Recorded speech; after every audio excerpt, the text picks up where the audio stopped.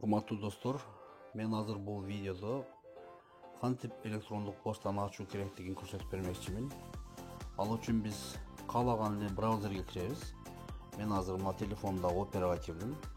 Операга кирип туруп, бул жерден эң жогору жагындагы адрестик чокчого Mail.ru деп жазам. Мына жаздым, Mail.ru.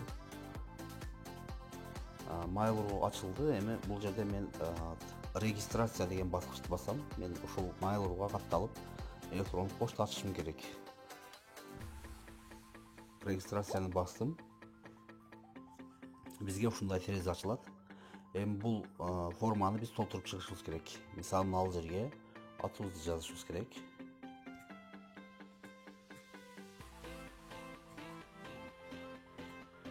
Бул жерге фамилиябызды,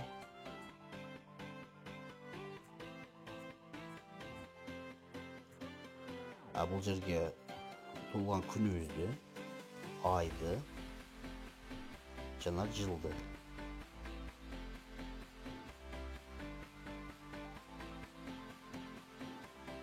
Бул жерге пол, жынысы, аялдар женский, эркектер мужской деп белгилейт. Эми бул жерге имя аккаунта деген жерге ушул сиздин электрондук адресиңиз кандай болуш керек, ошону жазабыз. Мисалы, мен өзүмө жазам азыр. Бул латын тамгалары менен жазылат.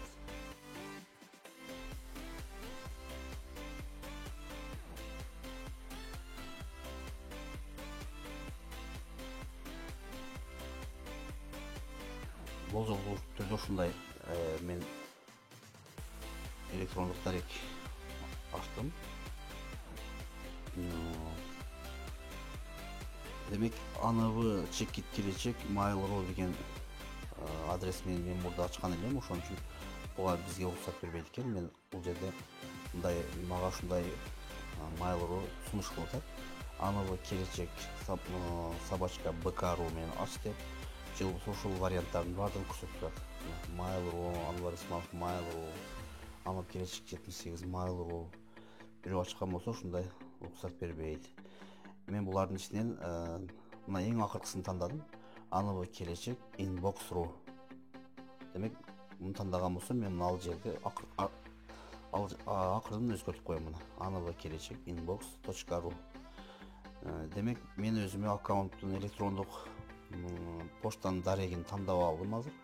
Эми пароль жазыш үчүн мына жерде белгилейбиз. Мына жерде бизге сунуш кылат, ушундай парольду деп. Ушундай эле киргизсек болот, бирок бул эске жакшы сакталбайт. Ошон үчүн мен эске сактала турган пароль жазсам деп ойлоп атам да. Мына оң жак чекесинде көздүн сүрөтү бар. Ошону басып койсок, биз кандай тамга жазып атканыбызды көрө алабыз. Мисалы, мен буга өзүмдүн айылымды, жылбысы, мектебимди жазып койсом болот. Мисалы, мектебимизде турган болсом, жаш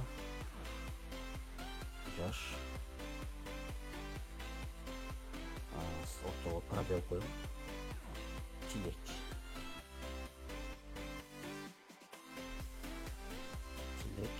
Демек, надежный пароль дейт. Демек, менин паролим ишеничтүү болду. Эми аркасына татаабыраак кылып туруп, мен цифра кошуп койсом болот. Мисалы, мен быйылкы жыл 2020 жыл болсо, 2021. Демек, мен муну бир жерге жазып алыш силерге ушундай түзүп жаткан нерселерге мына аккаунтту жана астындагы парольду бир блокнотко сөзсүз жазып алышыңыздарды сунуш кылам. Демек, андан кийин биз мына астында телефон деген жерди да толтурабыз. Бул жерге мисалы, мамлекетти тандайбыз биринчи. Тандап туруп, мына Кыргызстанды тандайбыз. Мына жерге телефон номерибизди жазабыз.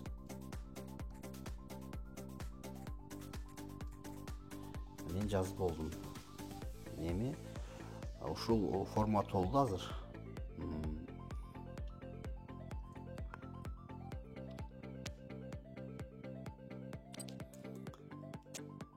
Мен бул бетти скриншот кылып алдым. Азыр блокнот жок болгондугу үчүн кийин блокнотко жазып алам деп. Эми зарегистрироваться деген баскычты басабыз.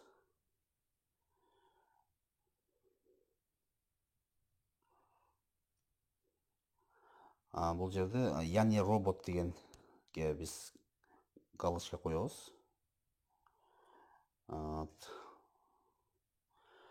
Мы позвонили на менин номериме азыр кодду подтверждение кылыш үчүн ага телефон келет.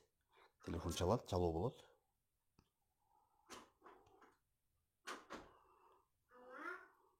Ошонун эң акыркы 6 тамгасын, 6 цифрасын мен ушул жерге жазып түшүрүшүм керек. Az күтөбүз ошол телефон чалууну.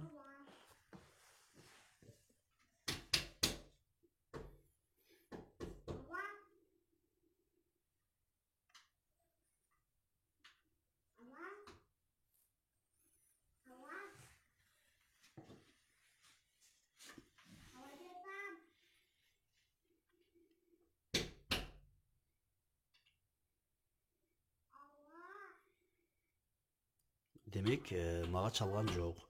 Ошон үчүн мен мына жерге мне не позвонили дегенди басам.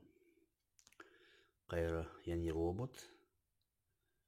Эми мага менин номериме SMS жөнөтүшөт түшөт. Карап турабыз, азыр мага SMS келиш керек. Мына азыр келди. Код 49372. Шуну жазам мен. 49372. Улантуу, продолжить.